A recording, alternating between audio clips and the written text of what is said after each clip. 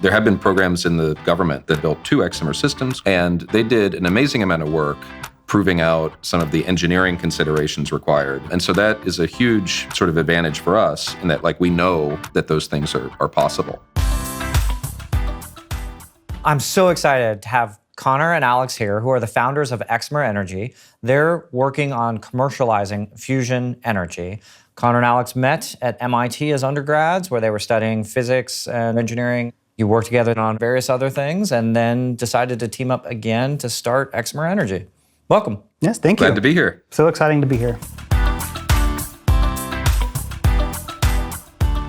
Of all the things you could go work on, like, why inertial fusion? So if you think about the arc of progress, energy is ultimately what's driven almost all human advancement. The Henry Adams curve calculated estimated per capita energy consumption in the US since the beginning of the Industrial Revolution. And if you adjust for inflation and some other stuff, it's been growing at 2 to 3% per year since the early 1800s. And everything that you think about as modern industrial progress and advancement came from humanity basically moving along that curve. Steam power, railroads, airplanes, vacuum cleaners, air conditioning, refrigeration. The only thing, though, is that pattern stopped in the 1970s. And per capita energy consumption in the US has been flat or declining ever since. Because we realized the cost to humanity and the planet of the energy sources that we had been using to power all that progress up until that point, we stopped moving along that curve. And so, I think the most fundamental thing you could do to help humanity continue to advance is figure out a source of energy that lets us continue to consume more energy without the externalities. Fusion is the way to be able to use a lot of energy to improve our lives without feeling guilty about it, without harming the environment. Fusion not only can provide abundant energy to humanity, but also really help us go to the stars and move civilization forward. I have a ton of questions, but I just want to start with the basics. So commercial fusion as a power source, can we talk a little bit about why that? So a major advantage of fusion is, one, there's no high-level radioactive waste like there is in fission. But more significantly, the fuel source is essentially water and lithium. And it takes very little amounts of each to produce an enormous amount of energy. So when fusion plants are finally deployed worldwide, you will essentially be manufacturing energy as opposed to drilling for it. And there's millennia of supply of these fuels in the Earth's crust and the oceans. So it's kind of the ultimate energy source. And when you say very little amounts of fuel, can you just ballpark this for us? Yeah, I think we actually computed once the total amount of fuel consumed by a gigawatt scale fusion plant for a year could be carried to the plant in the back of a pickup truck. Okay. Now, in practice, you have more actually in the plant because you don't burn it with 100% efficiency. But in terms of the actual amount consumed, it's an incredibly small amount of material. Yeah. And that also is one of the reasons why fusion has much lower resource and land utilization than other energy sources as well. Yeah. Just so I have that right, the comparison is sort of like a truckload of fuel to power the plant for a year versus like a mile-long train full of coal. That's right. For an equivalent power plant. I think it's several mile-long trains full of coal. Wow, that sounds great. What gives you any confidence we can make this work? Man-made fusion has worked since the 1950s. The actual first H-bomb was fusion-driven. The National Ignition Facility, which I'm sure we'll talk more about, did achieve fully ignited and bootstrap heating plasma. So there's been an enormous amount of progress over the last several decades in the field.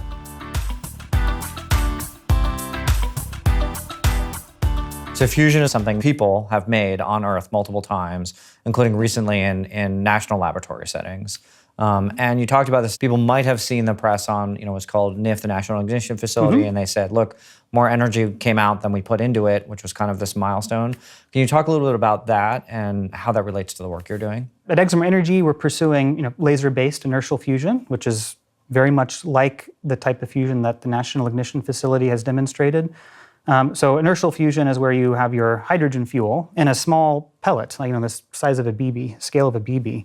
And you use a very powerful laser in the case of the National Ignition Facility, and you shoot into the target system in billionths of a second. And that generates very high pressures ultimately around this fuel capsule. And that creates a huge compressive force on the hydrogen fusion fuel. It implodes and gets very hot and dense in billionths of a second, and then sparks. And if it's big enough when it sparks, it can self-heat, and you get a self-sustaining, very rapid burn and disassembly. So, kind of sounds a little bit like a combustion engine in that you like puff a fuel, spark, and you have an explosion. So why doesn't that explosion blow up your machine? Yeah, that is a great question. The main answer is that the energy release in fusion is very different than in chemical explosives or chemistry. It's released in a much smaller amount of mass, so there's much less momentum transfer, therefore propensity to shock and damage material. And also, very significantly, 80% of the energy comes off in the form of neutrons. They travel very, very, very fast. And they have long mean-free paths in any solid material. So you can have a blanket. In our case, we plan to use Flyde, the molten salt. We flow it in a waterfall, and the neutrons deposit their energy instantly over a very large volume. So you can instantly absorb that energy thermally without any significant mechanical shock. And then how do you turn that into thermal energy you can use or electricity? Yeah, so that fusion is just a fancy heat source. So you heat up a molten salt, in our case, flows out the chamber a bit hotter than it flows in, and then you use that to make steam, drive a standard steam turbine cycle. Okay. When you say molten salt, what does that mean? It's a little bit more dense than water, and it's transparent, so it almost would look like a shower of water. So there's a lot of interest in these molten salts, and has been in the fission industry for decades. Okay, so just so that we have the entire end-to-end process straight. So I have a cylinder with it's a liquid flowing down the sides. I shoot a pellet, jam it with 2 lasers, 4 lasers. How many source lasers? Yes, so we'll be shooting it with 2 laser beams. Yep. Fire the pellet through, shoot it. Fusion happens. It sprays this fluid with neutrons, which then heats up the fluid even more. Yep. You have some sort of heat exchanger at the bottom where you extract the heat and also the tritium in a different process. Use that heat for something useful, process heat, electricity, whatever it may be. Yep. And for a commercial plant, we're talking about something like 12 megajoules on target. And that is roughly the energy of a fully loaded 18-wheeler traveling at highway speeds. So just imagine, picture in your head, like a truck on the highway pulling a trailer, fully loaded, 70 miles an hour or whatever. All of the kinetic energy of that truck in a little pulse of light, a few billionths of a second long, focused on a pellet the size of a ball bearing. Okay. Cool. That's the scale we're talking about. 18-wheeler ramming into a pellet at a billionth of a second. Okay, cool. Creates fusion.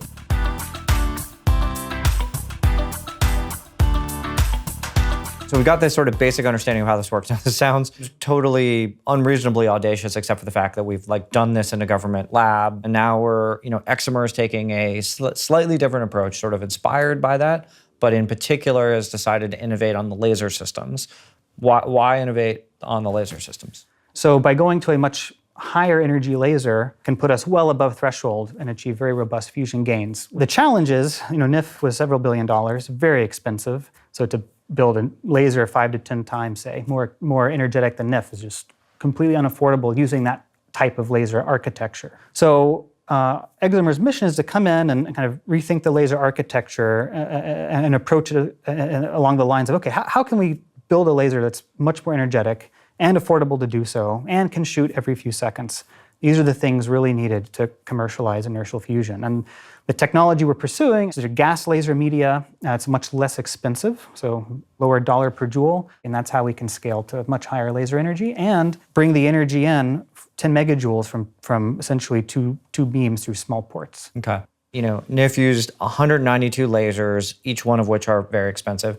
And you're saying, great, let's get 6 times the energy on target-ish using a different laser technology called Xcimer laser. And when we put more energy on the target, we get a non-linear, we get more energy out per energy in every time we add energy above of the queue. So correct. It's, we get this exponential multiplier and sort of power out. And so the whole system gets a lot more efficient and tractable commercially if I just put a lot more power on target. Absolutely. Yeah, and there's a few other follow-ons that stem from that are worth talking about as well.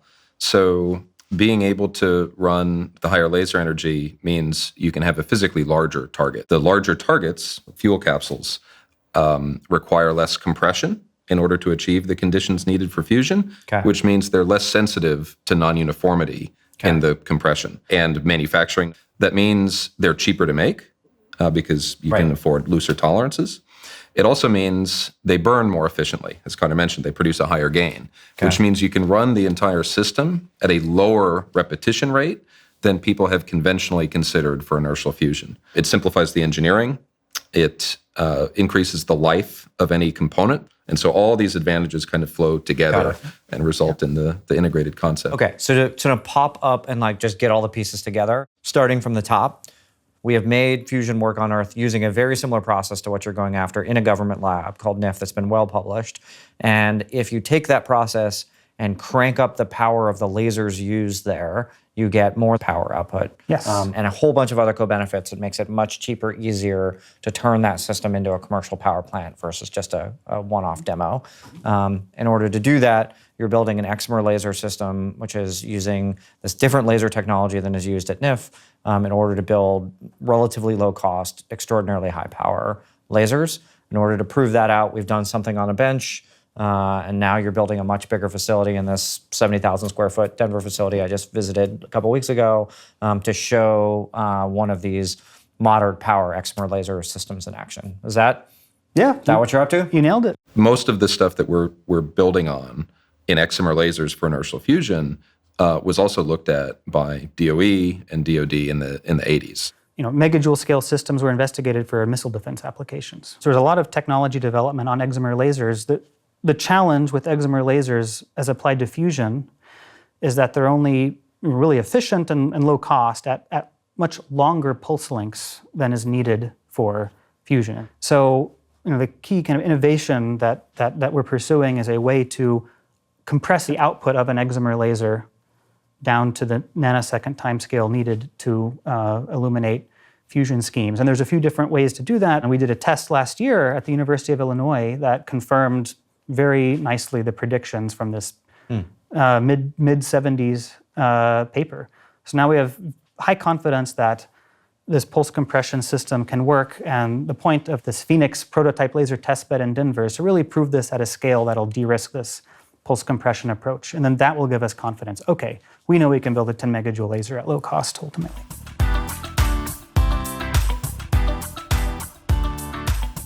If you could go back in time to just starting Xcimer, what do you wish you had known at that point? Culture is really important. Kudos are really important. Having values are really important that you repeat over and over and over. Like really pay attention to those issues early instead of learning the significance of them over many months as you're ramping up a team. To Connor's point, I think I would tell myself to take people's advice much more seriously because it was really easy for me as we were starting to hear advice from other founders or investors and just come up with a reason for why, like, well, that's interesting, but it doesn't apply to my specific situation because of all of these reasons. Right. Mm-hmm. My answer for like what's been the learning experience in founding Xcimer is realizing the truth behind much, not all, but much of the advice that people give about building organizations and choosing the culture you want deliberately. And I didn't appreciate how much of a difference it makes to be sort of deliberate about the culture that you want and to think about like, okay, what do we need to succeed? Like, what kind of organization do we need to be? Yeah. And like deliberately setting out to go do that.